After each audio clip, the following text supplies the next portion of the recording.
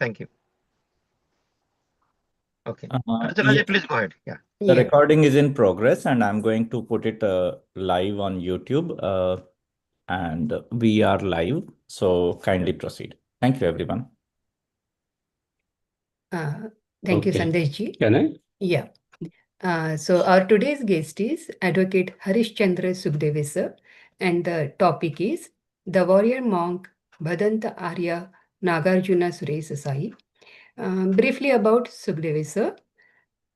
He is the convener of Uttunga Bharat Abhiyan and supported PIL against National Education Policy 2020. He organized Dhamma Diksha ceremony for Satyashodak OPC Parishad held in 2016. He is the student of Ambedkar's ideology, Constituent Assembly debate and the Constitution, and he is a freelance writer on variety of subjects. He is the author of Making the Dome of Dignity, Diksha Bhumi, Dr. B.R. Ambedkar, Life in Poya Bhavadi, Varkari Dhammapad, and it's a Marathi poetic version of Dhammapad Gathas, Dvitiya Dhammakranti, ओबीसींचे धर्मांतर 2016. That's a historic Dhamma revolution of 2016. So with this, let's welcome Sukhdeve sir. Sir, over to you. Yeah, thank you, Archana. And I must appreciate Mehit for his very inspiring story. He's a very good storyteller, and I was hoping that it doesn't end at all. It was so good to listening. Yeah. Those kids, and I'm sure the storytellers always become good authors. I understand. I was not one, and that's why I'm still struggling to be a good author. Anyway, thank you for calling me. And I thank all of you for, can I share my screen also? Yes, sir. Yes, Please sir. go ahead. So,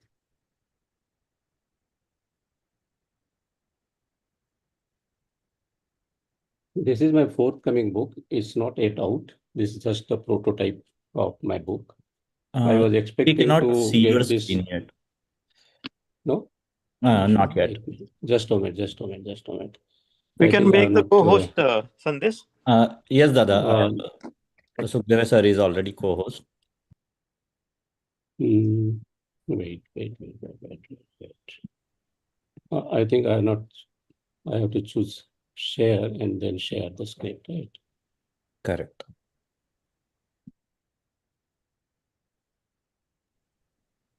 Okay. Yes, we can see it now. You can go to presentation. But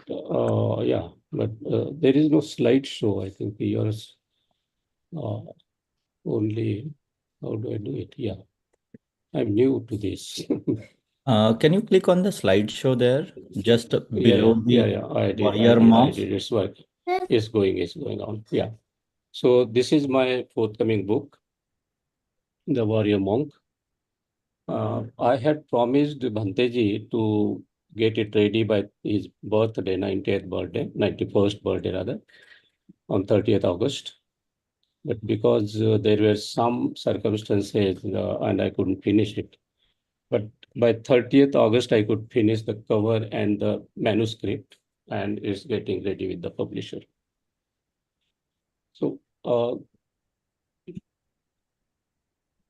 the title of this book is The Warrior Monk, and I have dedicated this book to all the warrior monks who wage war for lofty virtues, for high endure, for sublime wisdom, to afford the religion of truth, that is Buddhism, through constant dialogue with the masses. I've taken this title from the dialogue between Buddha and his disciples, and that appears in the Buddha and his Dhamma written by Dr. Babasaheb Ambedkar.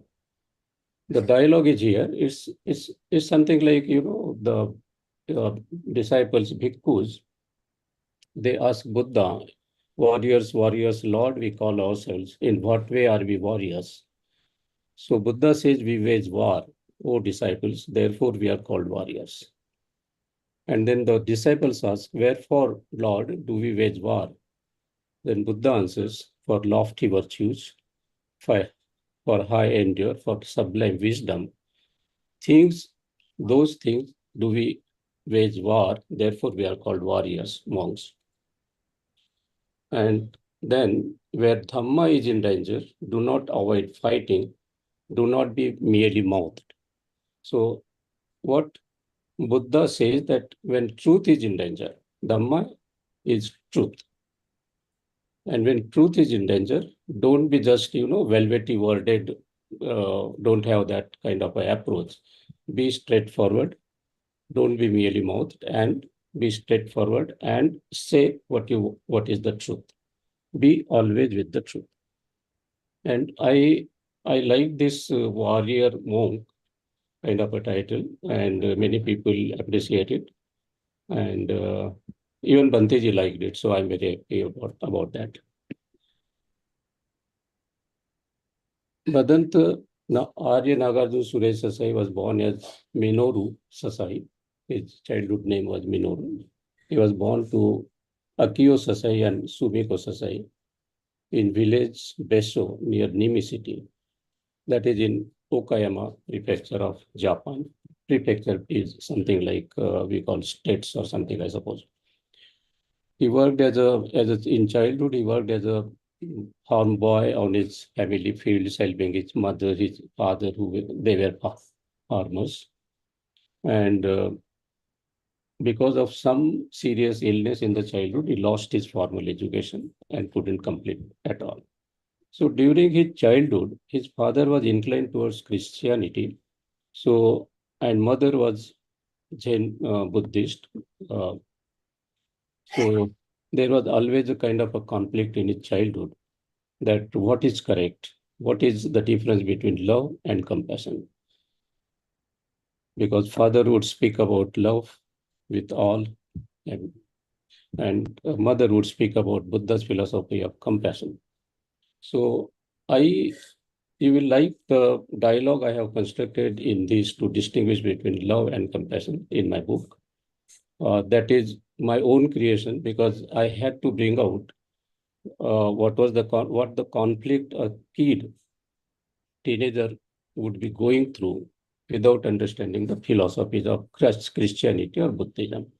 So you will definitely like that dialogue between Minoru in his childhood and his mother. I created it between him and his mother. Because kids are generally very free to speak to the mothers rather than fathers. And this dialogue was possible only between mother and the son. So do visit or try to read this carefully to understand the difference. Here is a photograph of,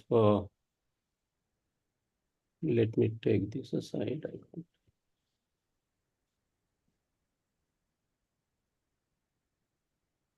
Here is a photograph of his family. Here is mother and brother and other family members. Bhanteji doesn't speak about his family at all. In fact, after leaving, I will come to that, but after coming to India in 1967, he visited Japan for the first time after 44 years.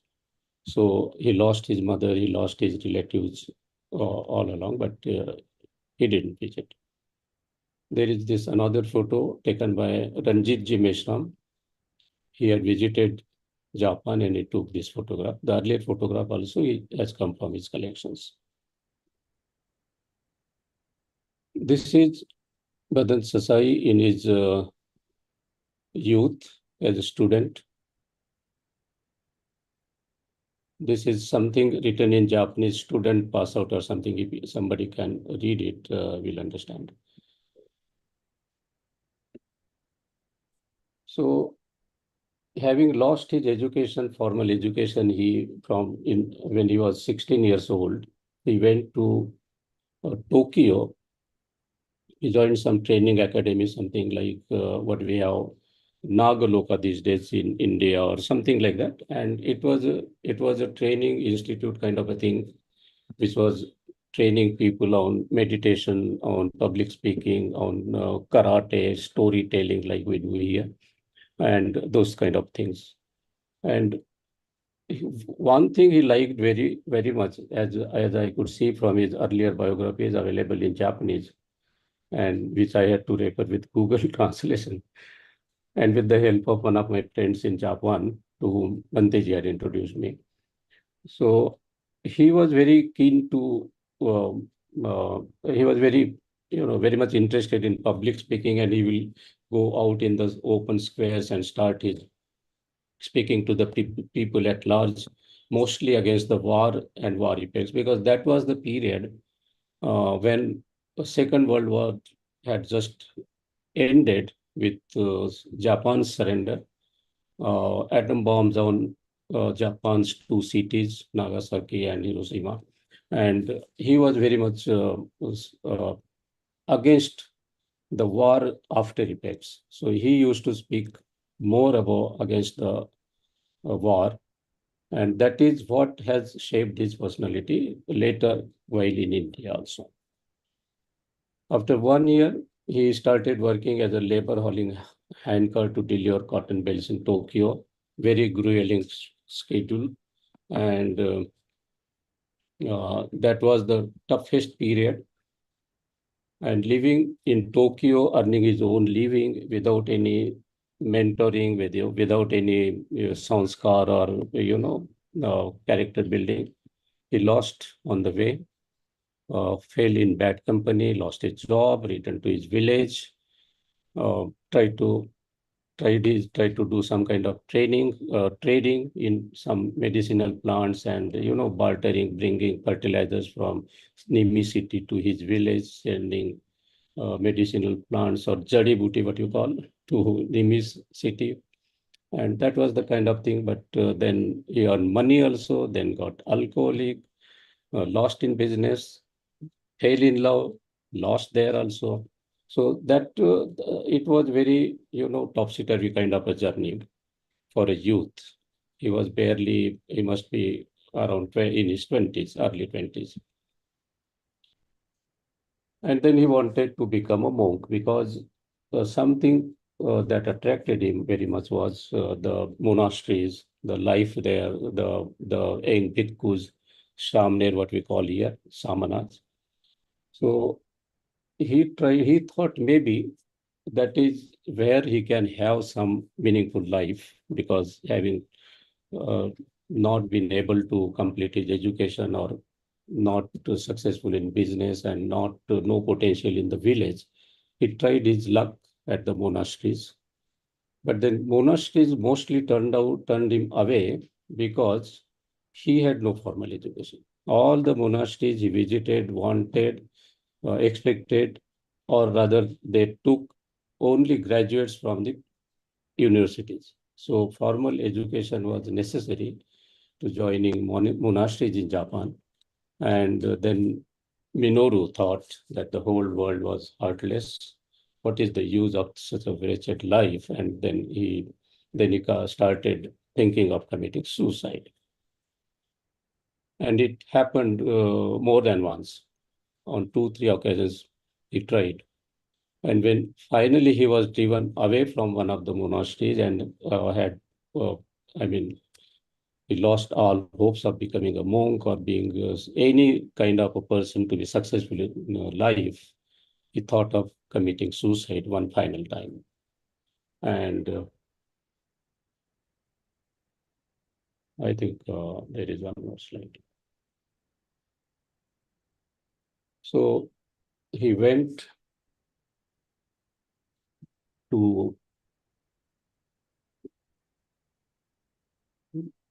So he read a lot, even with all that, he read a lot, and a lot many books he read. All that will appear in my book.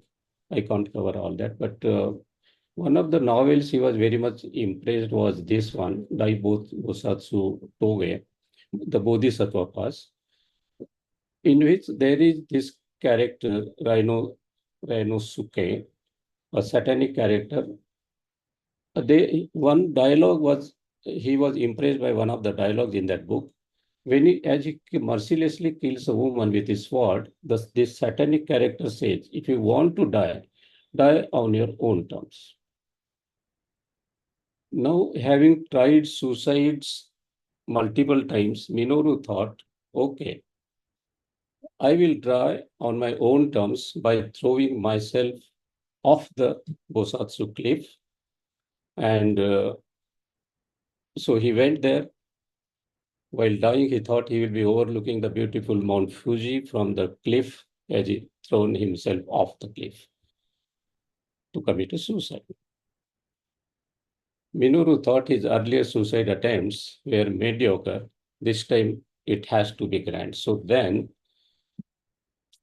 he walked firmly to the edge and peered down.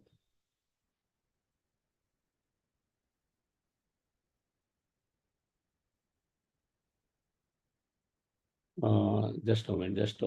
I lost the screen.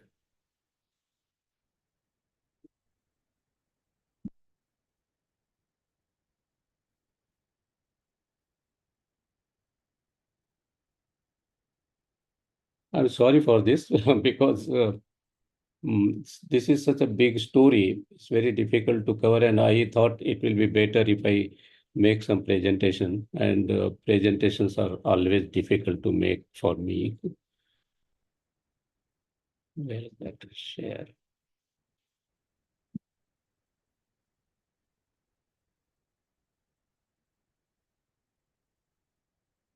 Okay, it has come. Sorry for that. So he was now willing to die and was ready for the final moment. He was carrying some wooden sword while climbing up to the cliff. He threw that and it just disappeared in the valley without making any noise. Then next step was throwing himself. So he took a deep breath, one last breath before throwing himself into the valley and vanishing silently like the sword. And at this moment, some revelation happened. The rich air of the mountain had its refreshing effect. It awakened his mind. See, this is a very profound lesson for all of us. When we are in doubt or when we are disturbed, and many times many thoughts come to our mind. So this particular story narrated in the book gives such a profound philosophy about how we should think and think with clarity. The story before what Mehit had told also narrates the same thing. You should not get your mind fogged in arguments or anywhere. So at this moment, it awakened his mind. His thoughts reminded him of the proverb, if you are willing to die, you can do anything. If you are willing to die, I mean, he was almost throwing himself off the cliff and die. And at this moment, some proverb appeared in his mind and he remembered, if you are willing to die, now at this final moment, when you are ready to die, it means you can do anything. And that is one philosophy Kadant Arya Nagarjuna Suresa Sai carried forward right till his 91st year now. So we'll go ahead. This will be interesting portion to read in the book on the life of Bhanteji. And then he decided that he should live and later die on his own terms.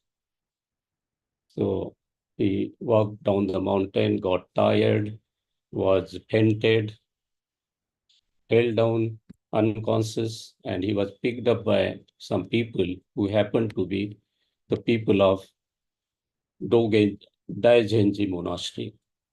And there he found fatherly monk Shuyu Inoue. Okay, so Shuyu later recommended him to Takao-san chief monk Suzun Yamamoto, and that is his master. Suzun Yamamoto remained his master throughout his life, even till now. Now he is no more, Suzun, but Bhanteji remembers him as a true master who shaped his life from time to time. So Minoru became a monk at Takaosan Monastery, and his name was chosen as Shurei. Instead of Minoru, now he has become Shurei Sasai. His ordination was done on 8th August 1916. In 67, he came to India on a very short visit. Actually, he was sent to Thailand by his master for some training in Vipassana meditation and to learn Pali.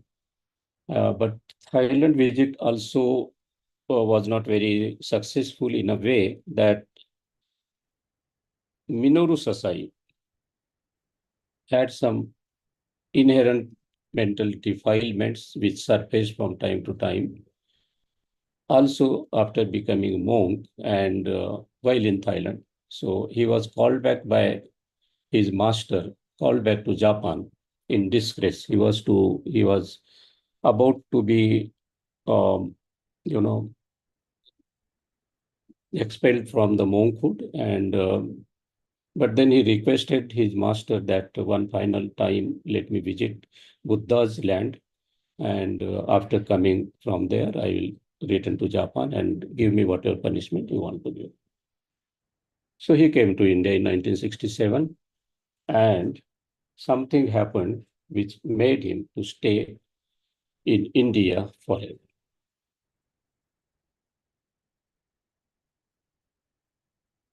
So there is this mention about his having a encounter with dragon tree, what he identified as. And dragon tree is in mythological way is identified with Nagarjuna, Bodhisattva Nagarjuna, whose abode was at Mansar, it is said. And he appeared before him, not in dream, but in reality. Uh, it was hallucination or something, some kind of a thing. So he commanded to him, "Oh, you go to the Dragon Palace and find out the Nanten Steel Tower." That was his dialogue. That you will find in the book, whole dialogue and whole story. Some authors say it was a dream, especially if you remember Dr. Tara Doyle, who writes on Buddhism and Baba Sahib's philosophy and those things. What is the time like? I mean, I should not overshoot because there is so much to tell to you and share with you. So by which time I should conclude? It is 8:50. Hello, hello,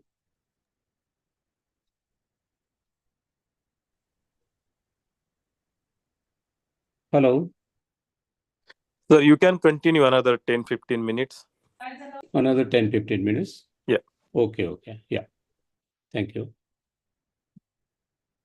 So that is how this has happened, and he came to Nagpur, finding out where is that Nanten Steel Tower, and then they located on the map with the help of other people, Japanese people there. And he said, "Okay, I will go." And while on journey to this unknown land of Nagpur, he thought to himself and he took vow, "Okay, I have decided. That is my decision. I don't need money. That is my decision. I don't need a name.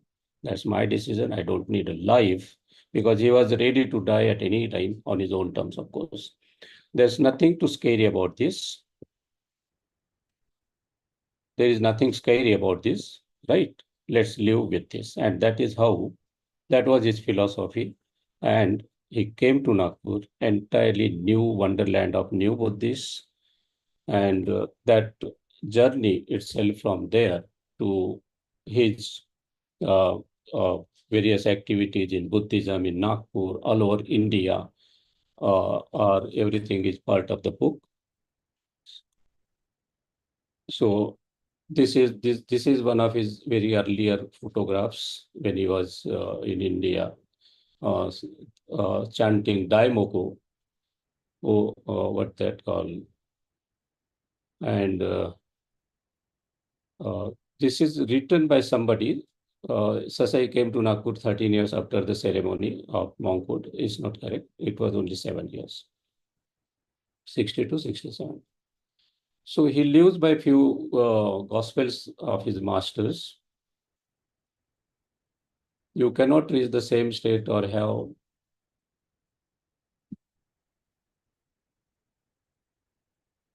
the same experience in one leap. People have no choice but to search for their own path through struggle and suffering. That is for every one of us. However, if we do not imprint important lessons and experiences somewhere in our hearts that we must never forget, we will surely continue to visit the same places. That was from his master, Yamamoto. How beautifully explained. The pains of birth and rebirth. So, pains of rebirth and the importance of Nibbana. The rebirth happens within the same life. We should not, it is not a next life or life after death or something. So Nibbana happens, the birth and rebirth goes on happening around the same time, because so many thoughts come in, they take rebirth, and that is how we refine our personality. So this is the lesson from his master Yamamoto. If you follow the path of Buddhism, you must always help the weak and provide emotional support to people who are oppressed and suffering for the sake of sentient beings. You should not judge the people in any one way. It is also important to know the other side. So it was by Nichiren, the founder of Zen philosophy, Zen sect of Buddhism in Japan. Then this is always remember, Sasai, it is insignificant what you discovered or what you were able to realize. What matters is what you create from what you discover. What matters is what you create from what you discover. Life is a training until the end. This was by his Jain master, where it got training at Sogenji Monastery. So Bhanteji's life, Bhatant Arya Nagarjuna Suresh life has been revolving around this philosophy of those three masters, and life dedicated to socially engaged Buddhism. Socially engaged Buddhism is something which we all are doing by holding this webinar by you, Anna, our kids telling story about the morals of good behavior, good nature, and social morals. So this is how Bhanteji has been living for the last 6 decades in India, in Nagpur.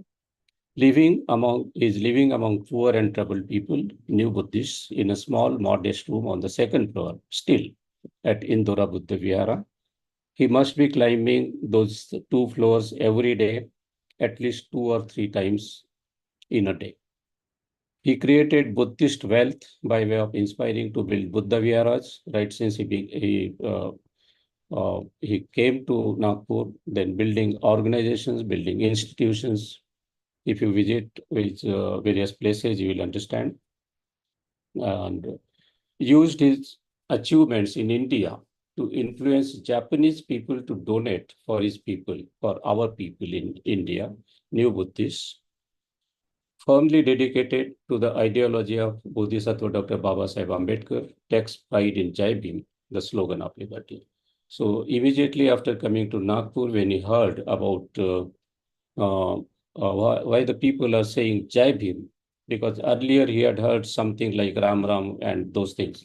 So here it was entirely different. So he went on finding what is the meaning of Jai Bhim and what was Dr. Baba Sahib's philosophy. He went to Mumbai and studied Baba Sahib himself for 2-3 months in Mumbai, and then frequently visited places. So there is another dialogue I constructed to distinguish between Gandhi's nonviolence and Baba Sahib's nonviolence. You will love to read this particular part also, like love and compassion. There is one instance when he knew only Mahatma Gandhi. Having come from Japan, he only knew Mahatma Gandhi, and he had not heard Dr. Baba Sahib's name even in Rajgir or in Kolkata, when he was staying with Fuji Guruji's temples, Nippon Jan Mayohoji they call, the World Peace Pagoda, Fuji Guruji. So he was carrying Gandhi's portrait and he kept in one of the viharas. And it was, sacrilege kind of a thing. People got wild, and then there was a big fight between the followers and Bhanteji. So Bhanteji was very furious. He said, "You dare to remove Gandhi's photo from there, and I'm going to kill you." Something kind like that. So then the people tried to explain to him, or he used to stay with Manke family, Sangaratne Manke's father. So then he explained what he could have explained, because that dialogue is nowhere available. So I constructed what was Ambedkar's non-violence and how different it was than Gandhi's non-violence. So you will like to read that. So he lived by that philosophy, Baba Sahib's ideology. He held Dhamma ceremony in Chambal Valley, you will not believe. He initiated at his own expenses excavation in Mansar to dig out the Nanten Steel Tower, what Dragon Tree had commanded him to discover. That was Nagarjuna's command. And he established, not very conclusively, but definitely, because government is not doing any excavation after what he did and what he discovered there. So if further excavations are taken, definitely we are going to find a very big stupa beneath.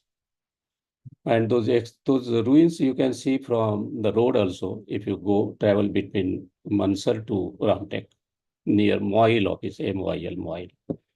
Then there was a Buddha statue which was submerged in the Hussain Sagar lake. So Bhanteji went on fast until death, insisting that it should be taken out and installed. So that story is very interesting, how he went about it.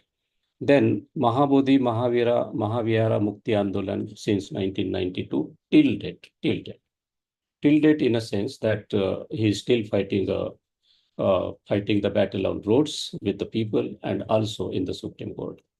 Then OBC Dharmantar, you mentioned in my introduction, that was at the hands of Bhanteji. Then I had an opportunity to travel with him to Chennai for another Dhamma Diksha in Chennai. That was done by Mr. Armstrong. So this is warrior monk in his 91st year. On his birthday, that was in Indora Buddha Vihara, but this image is from the auditorium meeting in auditorium at Diksha Bhumi. That was a collective meeting of Bhante Akash Lama, Bhante Vinayacharya. They are also fighting for this Mahabodhi Mahavihara Mukti Andolan, and they are doing separately. So people of Nagpur, they brought them together and held one meeting here. So it was presided over by Bhanteji. So this is they wished him birthday because it was on the earlier day. So this was for his birthday. This was for their joint commitment together for Mahabodhi Mahavihara Mukti Andolana. This was the birthday celebration in its Buddha Vihara, Indora Buddha Vihara. Indora Buddha Vihara has a image of standing Buddha, the first time in Nagpur, and he always prefers standing Buddha, just like Baba said. So my prototype of my book was there, so he held it and spoke about it a few words. And this is on 31st August, he was addressing the public at Diksha Bhumi Auditorium about Mahabodhi Mahavihara Mukti Vandalam and how it is important to get it back to Buddhists of India. And he's still fighting a fight in Supreme Court. The next date is supposed to be at the end of this month, and we hope to get some favorable decision. Let's hope and pray for that. So here, I think I should conclude. Jai Bhim, Namo Buddhaya. Thank you, all of you, for listening. Thank you very much. Thank you, Anna. Thank you, Chatakji, for inviting me. And Thank you all of you for patiently listening. Any questions, sir? I will stop this. How do I stop that? Stop share. Okay. Okay, yeah. Yeah. Thank you, sir. Okay. Thank I you very hope much. I don't know. Yeah. That was a wonderful session and a good information about Yeah, thank you. Bhanteji. So thank you for giving us your valuable input into the life and teachings and immense contribution of Bhadanta Arya Nagarjuna Suresa Sai. And it has been a delight listening to you. So thank you, sir, once again. Thank you. Now it's time for a QA session. If anyone has any question, please go ahead and ask a question.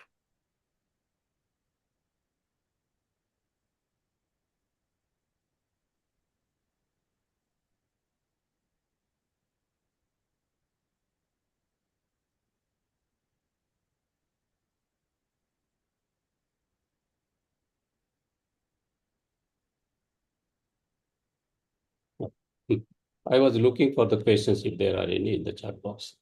Mhm. There is none. Anybody, any questions?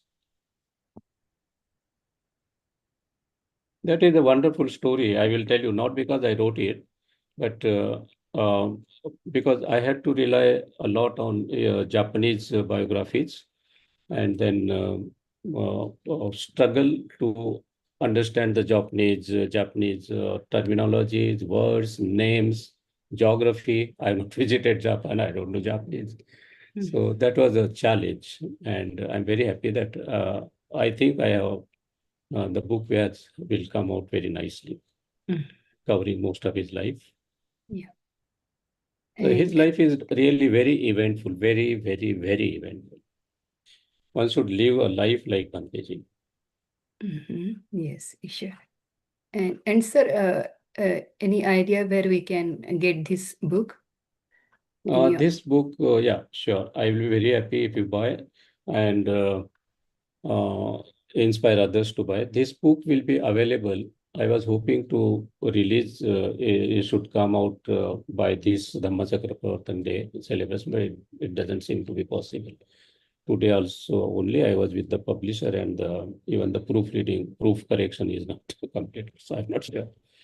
But this will be available in Nagpur and available from me or from my publisher. Many of you know my book, the Dome of Dignity, that is available. With Mr. Murmade. This you can't see properly. His bookshop is just near the Annam Hosate Chowk towards this Mata Kacheri Road or by Rahate Colony Chowk. So there definitely it will be there. It will be there in other bookstalls also. Okay. And we see many times when we visit Diksha Bhumi while visiting India, I see some books are also available there. If you can keep it there, I think people have more access to your resources. Yeah.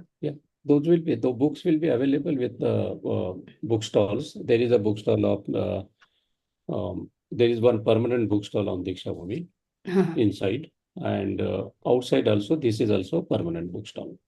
Okay, sir. Yeah. Mr. Murmade. It is Bahujan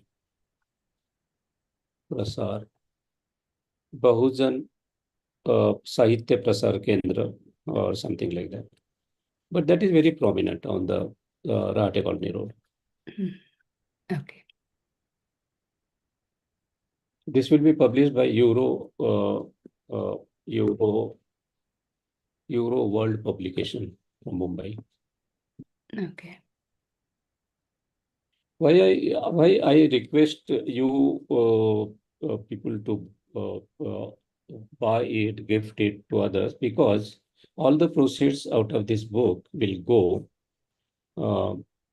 to expenses on PIL, as you mentioned in my introduction, because we are fighting for the education of our next generations. We learn, we studied, we are in good positions now, but the policy is going to spoil education of all our future generations. We will be coming back to the days when we had no choice what kind of education we will take and we should take. We are okay. I mean, personally, I and you guys maybe will not be impacted by this policy, but definitely those of us who are left behind, their families, their next generations will be impacted, and therefore we have decided to file a PIL against the policy, and there are very strong grounds to do that. I spoke to OBC organizations, I spoke to Muslim organizations. I am in talk with Banai also, and hope that they will join. They have agreed, I'm intended in principle, to join the struggle for PIL. But PIL, as you know, is very expensive and we will need money. So I have decided to donate all the proceeds of this book for PIL, whatever it comes.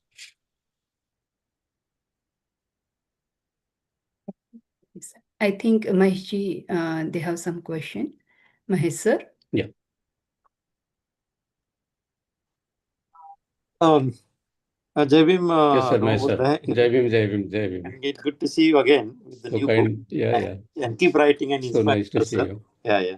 Yeah. So Yeah. good question. There is a lot of stories behind. Bhanteji is also like he was sitting at the Buddha Gaya, and suddenly he Yeah. got a dream, and he says he has to go to the south, east, or somewhere. Is that story is true, Sukhdevji? I mean, I do not know whether. No, that is what Banteji has been telling to everybody, and there is no reason not to believe that, because there was no reason, because there is no way, or there is no reason to. I mean, he didn't know about anything about Nagpur or about India when he came to India, and he didn't know about the new Buddhists also.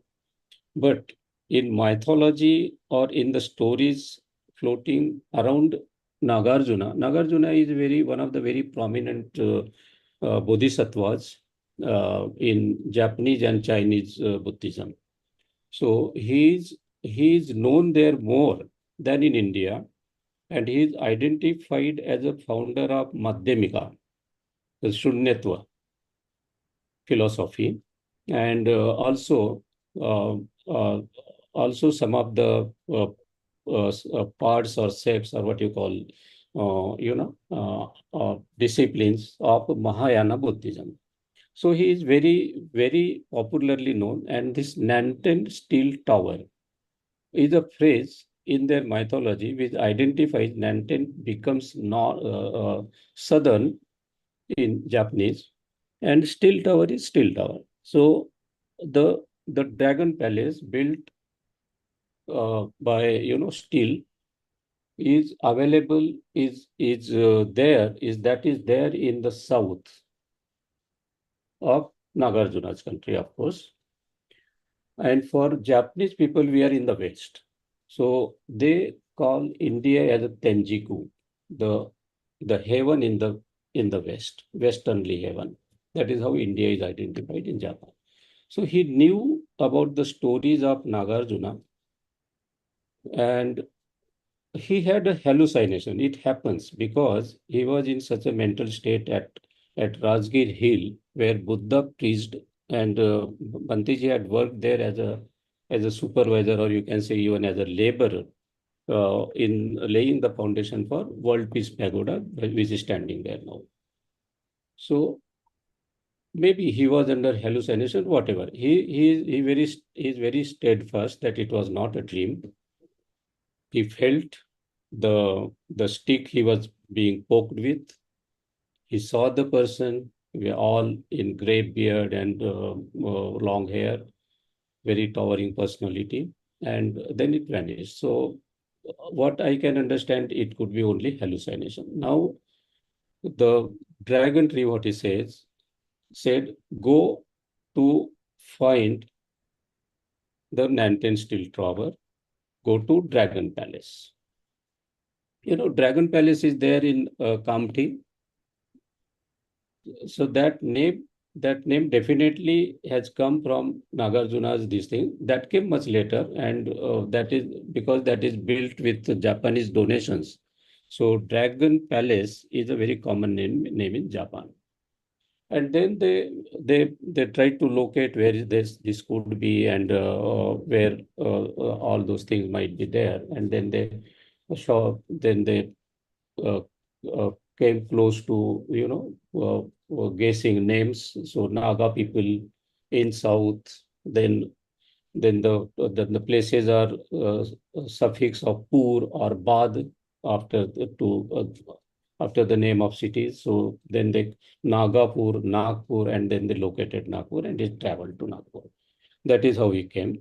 And uh, I don't see any reason, because there could be many hypotheses and many stories, but this is what he has been steadfastly telling, and I have taken it on the face of it. Even Tara Doyle writes that he had a dream. Probably she was misunderstood. So I asked Vanteji very pointedly, was it a dream? So he said, no, no, no, that could not have been dream. And many people, they feel that it was Baba Sahib who had come into his dreams. So that also he refuses, because he says, I didn't know about Dr. Baba Sahib Ambedkar any time before coming to Nagpur. The first time he saw a photo in Godbole's room, and he saw Baba Sahib sitting, or his portrait hanging near Buddha's portrait. So he asked Godbole, who is this person? And then the whole story unfolds. You will find that in my book. And I tried to explain precisely this question in my book also, because there is so much story going around that. Yeah. Thank you.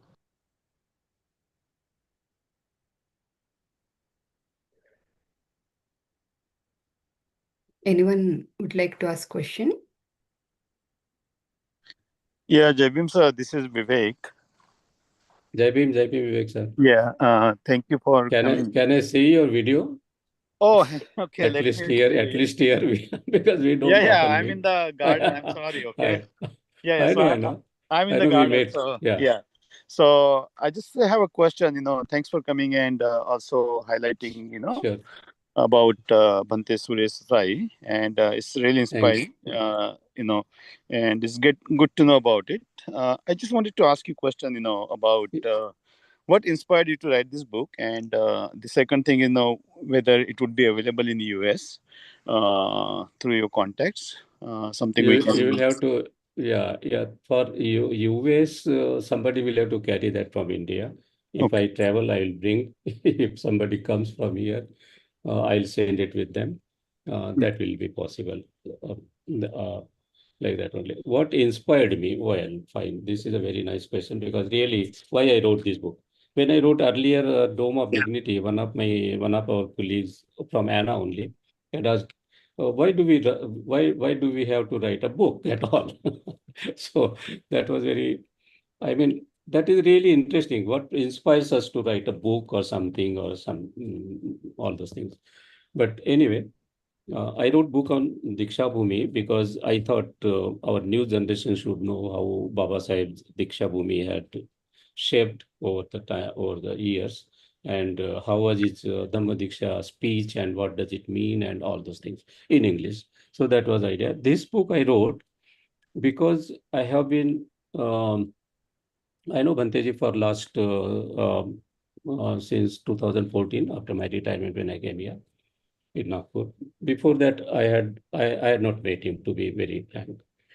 And then I saw him very closely. I had an opportunity to stay with him, share a room with him in Chennai, and for 3 days or something. So, and then I found that a person coming from entirely new country, new culture, entirely different culture, very affluent kind of a society. Even poor people in Japan at those days also were better, much, much better than we Indians.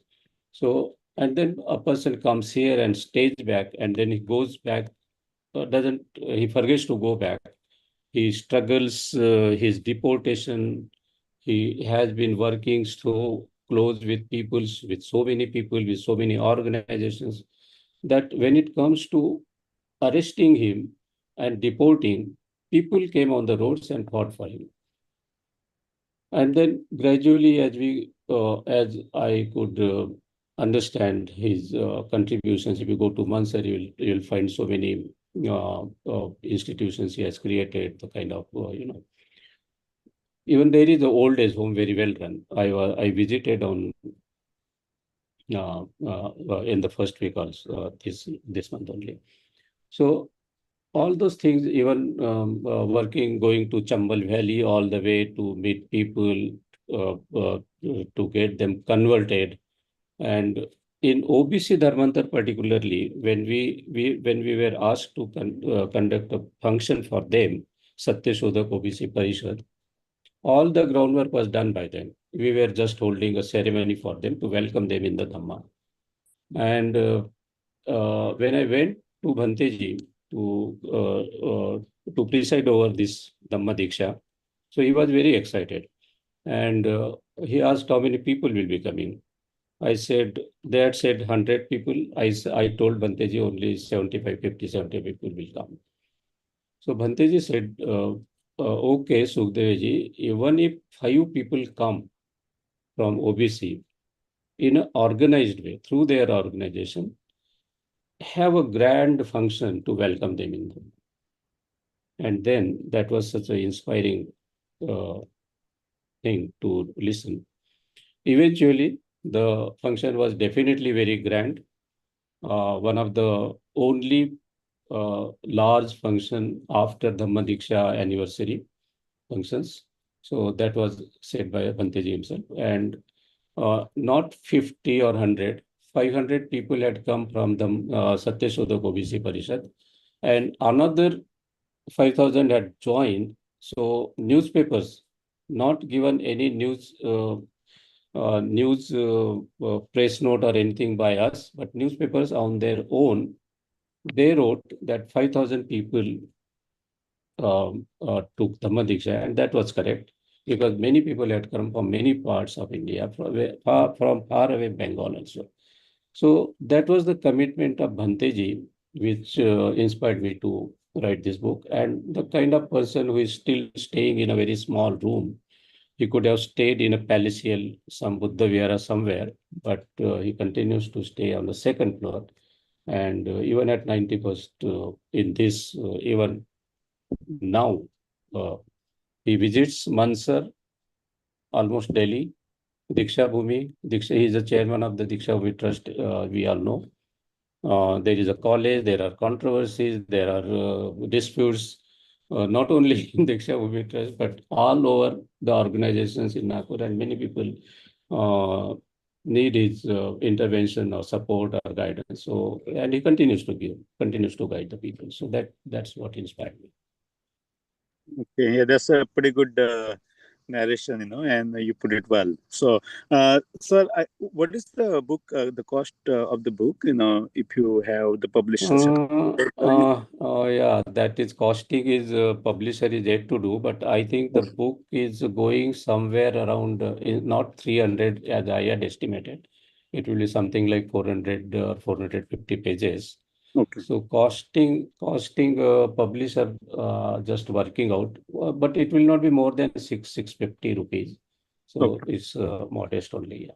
So, if possible, like if anybody is coming from in Nagpur to US, you can definitely send some books. We'll keep it and we'll help you out, generate some funds for the cause that you are supporting. To you. Yeah. I need your help. Yes. Yeah. So that I very definitely. much need that help.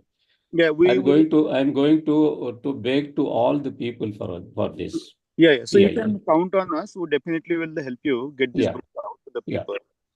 Definitely. Sometime I'll explain about the PIL also. We can have other than Sunday Vihara also, and Absolutely. I will host the webinar if it is Yeah, okay definitely, because for what our is. diaspora outside. Yeah, Yeah. what's happening with the education system currently doesn't. Yeah. We should Because all know. yeah, it doesn't favor our communities, particularly, because our community is still struggling to be, wealthy category yet, and so Yeah. definitely who left behind in the process. Definitely, we as a volunteers in the community definitely, or at least who are aware about the situation, should come forward and definitely pitch in Sure. in any way capacity that we can, and it becomes our responsibility, shoulder this responsibility for the next generation for that. So I think so Yeah, that is our duty.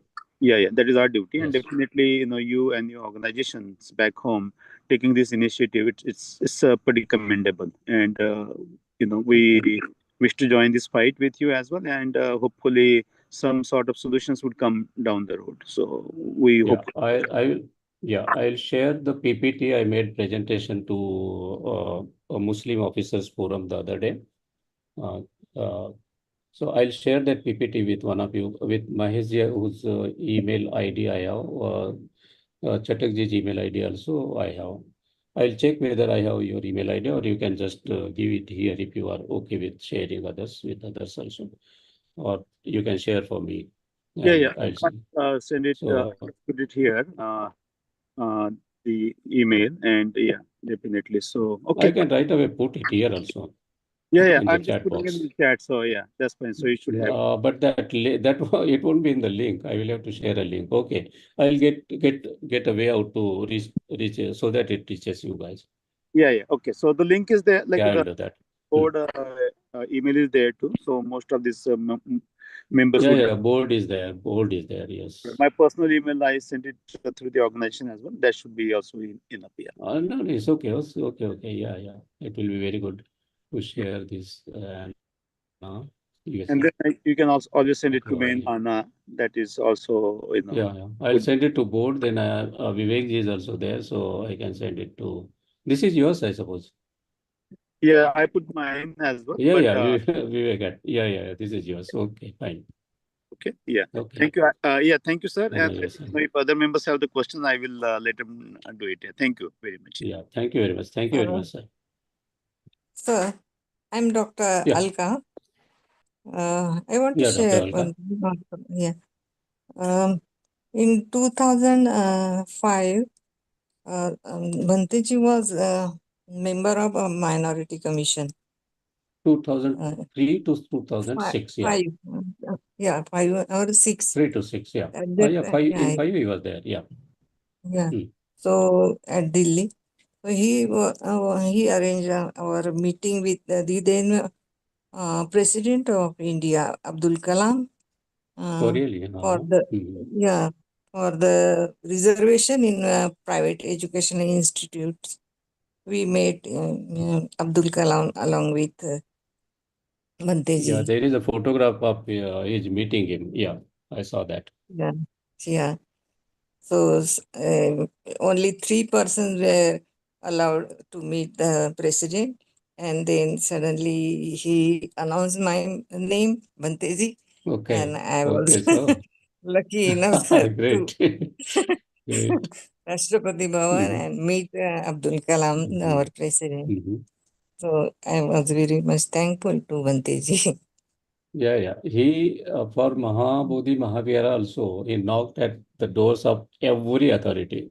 All the prime ministers, all the presidents, Lalu Prasad Yadav, he fought with him. So Yeah, all that, these are very interesting episodes yeah, that you will find in the book. yeah. Okay. And Thank I you. tried to make it a little bit of I had to imagine some, so there will be some kind of fiction in between because I had no way Mhm. to really, have the first-hand sources. Nothing is documented, in fact. So that is Okay. the problem.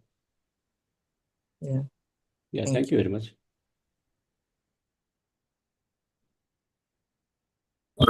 Sukhdeve sir, this is Chapak Dhakne. Yes, sir. I don't have any particular question, but just a comment. Thank you for accepting the invitation. And this is a tremendous work you are doing. I will be very much interested in reading your book. The first book I read, The Dome of Dignity, was a really good experience. Your Oh, reading thank you, style, thank you.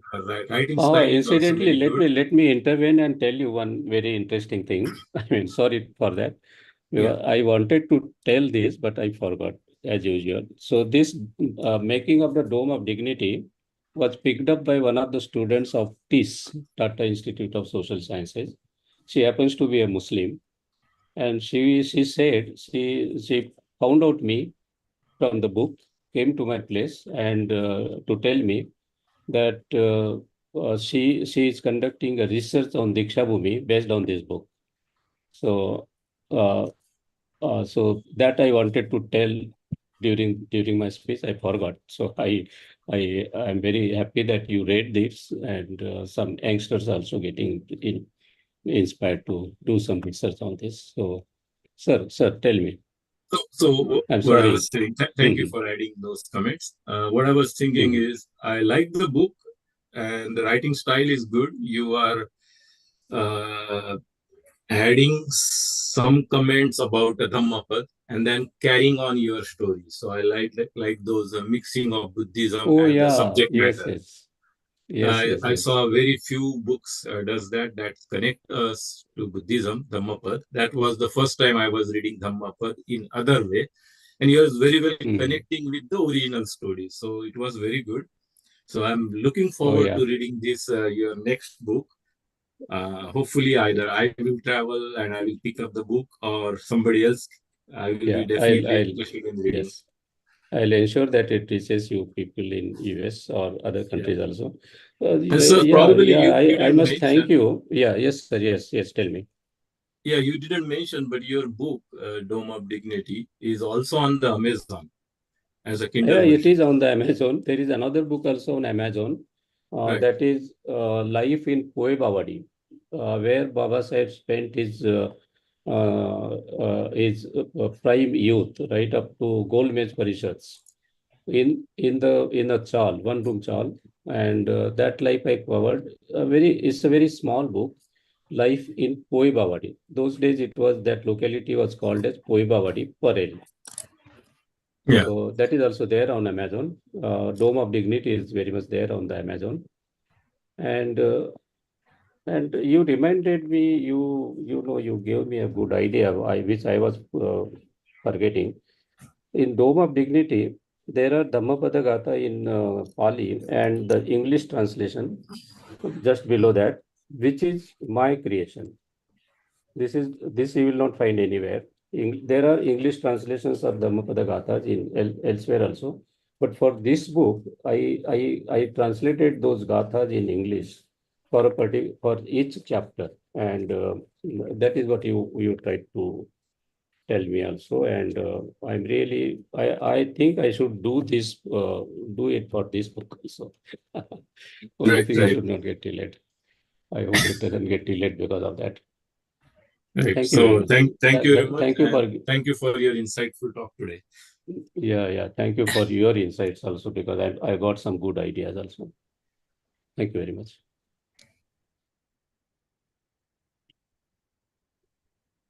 So, any more questions?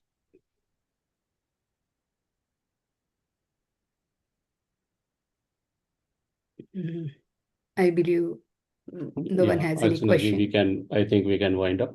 Yeah, yes, sir. It's no problem for me. It's okay. I can answer a few more questions, but if there is nobody, then we can better wind up. Yeah. Yeah, I think no one has any question. Yeah. Jayvim, can you hear me? This is Mahendra speaking. Oh yeah. Yes, yeah. Mahendra. Sarji, beautiful presentation, and we'll look forward to access your books on Amazon. Here in Minneapolis, Minnesota, women have started a reading club, and we pick up Ambedkarite or Buddhist or socialist books, and we read them weekly basis by getting together and kind of discuss about it. So having your books available on Amazon will really be helpful, because last week there was another speaker, Mr. Fulfagar, and Fulfagarji, and he talked beautifully about Buddhism and as a Buddha as an executive coach, and we are actually beautiful philosophy. Yeah. So we look forward to absolutely. We look forward to it, and in your talks was pretty thought provoking, and I one thing kind of came out that the Bhante was very particular about celebrating OBCs accepting Buddhism. And that's a very important. That's a very important thing. And I'm not a big fan of this term Neo Buddhism because there is nothing like in my limited I understanding. put that word New Buddhism because there is a drastic difference, Bhanteji. I mean, okay, you finished with your It's not much of a what you wanted to say? question. It's not much of a question, but probably I like to seek your opinion and probably kind of I like to kind of resonate with your Yeah. thought presented out here. But let me just finish it out. That that, that Yeah. Tell me. that's a very important. The reason why I do not celebrate this term Neo Buddhism is because it somehow gives an impression of some newness, but that's not truly that's not the reality. As a matter of fact, from north to east to top to the bottom, entire Indian continent is Buddhist, and that has been its true origin and true identity, and that's the only way how rest of the world Yeah. identifies it. And now we Yes. calling it new is kind of we are kind of standing against that identity. Instead of that, probably I think we're what when OBCs or anyone else is Yeah. kind of coming towards Buddhism, is they're just reconnecting with their original roots. That's how I look at it, and that's my thought. Yes. Okay, coming back to my primary question or a particular scenario where I want to seek your suggestions and opinions about it. That and that's very important that Bhante is celebrating OBCs being open about Buddhism and accepting it as their original and true identity. That's great. But I'm seeing that in today's time, social media has been very prominent, influential media, and and as part of that, there are various channels. Let me list out a couple of them. One is a science of spirit. One is called Rational World and Science Journey and Hamara Atit. These are the two ones which are aggressively working on the uh, same task, where making people and masses, primarily OBCs, because you and me both know that okay, SC/STs are at least SCs from Maharashtra are very much awakened about this, and they pretty much know about their history, identity, and somewhat they are kind of awakened. But compared to that, OBCs are not, and these channels are doing a tremendous work in actually making them aware of their true history, or maybe make them realize that okay, how pathetic they are in their imposed identity of so-called Hinduism, and how fictitious and fake that is truly.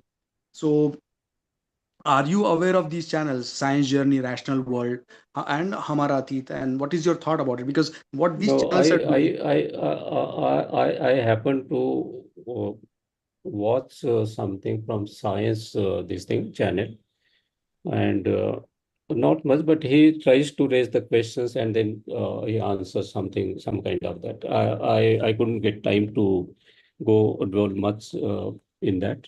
In fact, uh, OBCs, the Dharmantar, what we had done in 2016 was a spade work of Hanumant Kaka Upre for over 10 years, 25 years in his community. That too in very backward area of Maharashtra, Marathwada, in Bid district.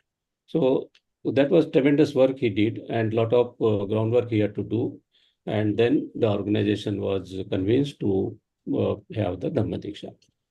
Uh, in our generally, what happens, people from OBC, like, I was speaking about the filing PIL against the education policy because the policy surreptitiously trying to bring in Vedic culture and Vedic way of teaching Gurukul kind of thing.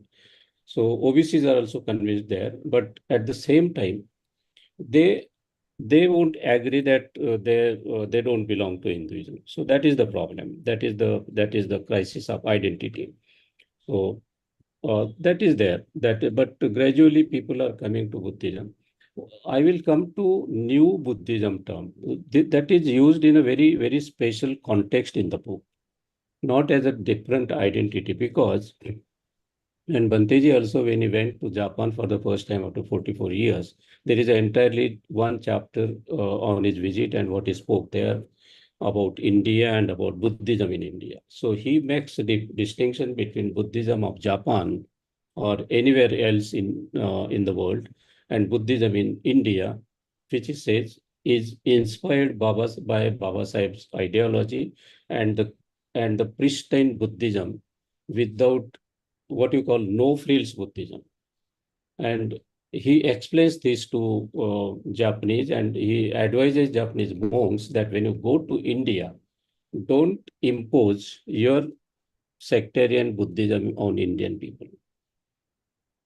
Try to understand their Buddhism and support them, and particularly the Buddhism which was brought back to India by Dr. Baba Sahib Ambedkar, not the Buddhism that has been existing on the periphery of India or other sects of uh, uh, of Buddhism. So he is very particular about that, and he doesn't call new Buddhist to us. I use this term just to distinguish in a limited context, and I will revisit. Thank you for bringing this out.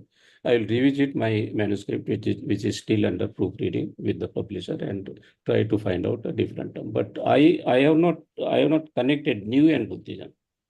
New and Buddhist is not connected one word. It is just to distinguish the people who have come to Buddhism because of Dr. Baba Sahib's inspiration, because of Hanuman Kaka Upre's inspiration, or those things. So those people who have accepted Buddhism because of Baba Sahib or Hanuman Kaka Upre, who himself was inspired by Baba Sahib, are the different Buddhists, not new, but different Buddhists than the traditional ones. That is the idea of using that term. But I will still revisit that term. I will have to see that. Yeah. Thank you for bringing out this one. Not a problem. Really, really appreciate your thoughts, though. Thank you. Thank you very much. So I do have another kind of a follow up. If I know it's late now, I mean, if the organizers and you are available, probably just kind of quick thing. Sorry, I couldn't get that. I have a follow up question that if you allow. Yeah, you can. I have no problem unless organizers should be comfortable with this extended session. Probably they wind up by, I don't know what time they wind up. Yeah, I can answer. No issues. Sure. Thank you so much. So it's again, probably I'll kind of I'll be more interested in kind of hearing from you about your views and opinions about it. About particularly Bodh Gaya. It's an important problem, and we have been kind of trying to resolve this for quite some time. But that is just it's a tip of an iceberg, right? It's a tip of an iceberg.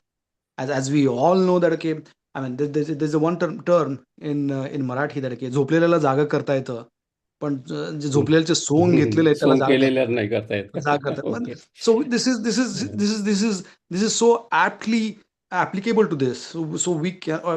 I fail to understand that. Okay, of course we need to make an effort. I'm not saying that, okay, we should give up, but it's a fact and it's a reality. Bodh Gaya is just a tip of an iceberg. I mean, if today we are talking about Bodh Gaya, there is a Somnath, there is a Kedarnath, there is a Tirupati, there is a Pandharpur, and there is everything else, starting from Afghanistan to Malaysia to even Sri Lanka, and you go anywhere you want, Ireland or wherever you want, Rome and everything. That, okay, it's everything. I read somewhere that, okay, that Indian continent Satbara ha Samrat Ashokaच्या नावावर लिहिलेला आहे. That sums up everything. So I don't go beyond that statement. So that's how I look at it. So in that case, fighting, I mean, this battle need to be fought on multiple levels. Legal is just one thing. We know that, okay, how legal systems can be manipulated. We all have seen it into Ram Mandir case, where Supreme Court has openly accepted that, okay, there is no evidence of Ram, and there is no archaeological proof that, okay, it was ever a Ram temple. The only thing they have kind of mentioned and confirmed that, okay, it was non-Muslim structure, and we all know that, okay, that non-Muslim structure is nothing but a Buddhist structure, but based on just people's opinion, and they call Asta, they have kind of made, said, okay, I'll fine, let's get this going for whatever reason. And obviously, Muslim had no objection because they knew that, okay, they had nothing in there. It was never there, so there was nothing for them to give up either. So it was very, very easy thing for them as well. So now the question, the thought is that, okay, these problems cannot be purely solved on legal terms only, because when things are biased, there has to be social reform, there has to be political reform, and that is where uh, bringing OBCs and the masses in the mainstream and making them realize their origins and roots, and their pathetic status in their so-called imposed identity in their today's religion. And once that happens, that's the only when we can expect some change. So this has to be solved in all 3 4 platforms: social, political, and cultural, and in economical revolt as well. So please, if you could Yeah. Very true, sir. Very true. It is a very long battle to fight.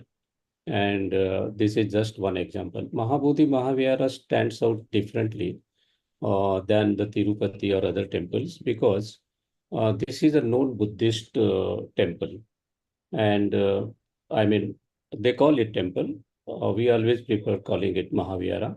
And this is very well identified, documented, archaeological survey, even the World Heritage. It is a World Heritage site, very well clearly identified as a Buddhist enlightenment place. So that is, and the Mahavihara, there is a Buddha statue and those things, but it is under the control of Mahants, the Brahminical priests.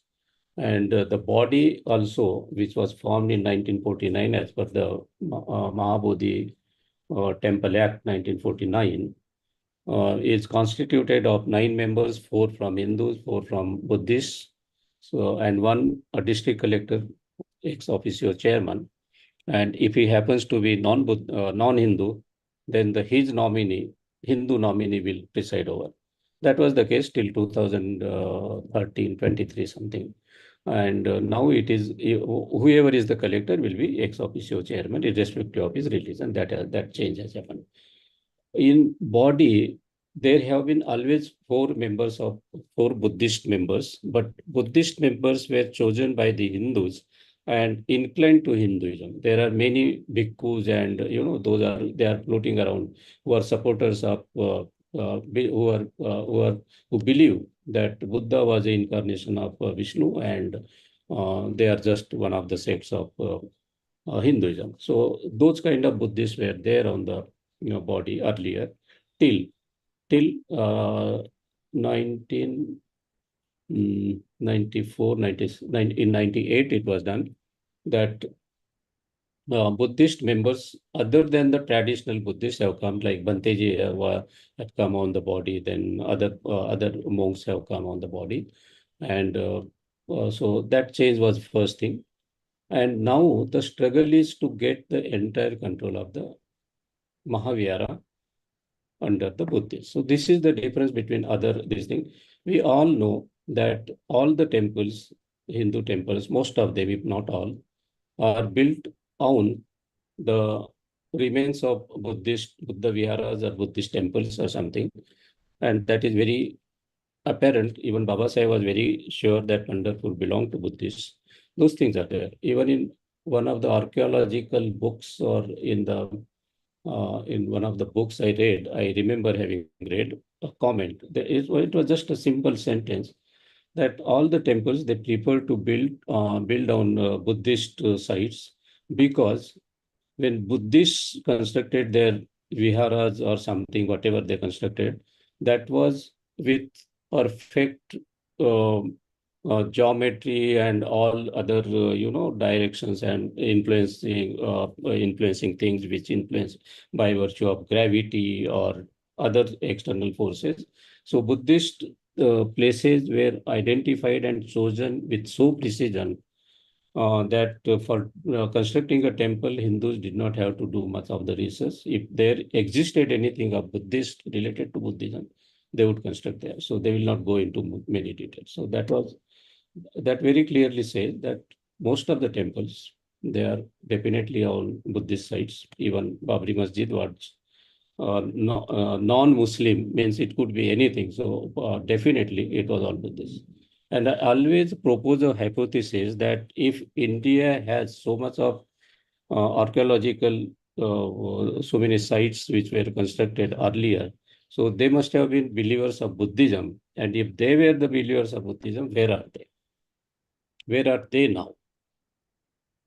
Their next generations, where they have gone? Have they played India? Is very unlikely. They have been converted, made Sudras, OBCs, and those things. So all the artisans or whoever was involved in constructing all those magnificent places, they are still here, but very few are realizing that they belong to those generations, original. Hanuman Tupre used to call OBCs are original Buddhist community, not other backward classes. And that is how he convinced. And then he used to give examples of our community, how we progressed within one generation. And so he used to quote all those things. People will understand. Yeah, as you say, this is a multiple, and one person can focus on one particular field. So many people will have to focus on many different fields, different aspects, different dimensions of our society. Thank you, sir, for raising this issue. Thank you for your time and your thoughts. We look forward to your book and resource. Yeah, sure. I'll make sure that it reaches you.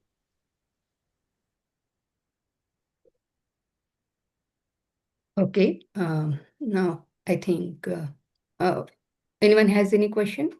If we can take that, or we can end the session.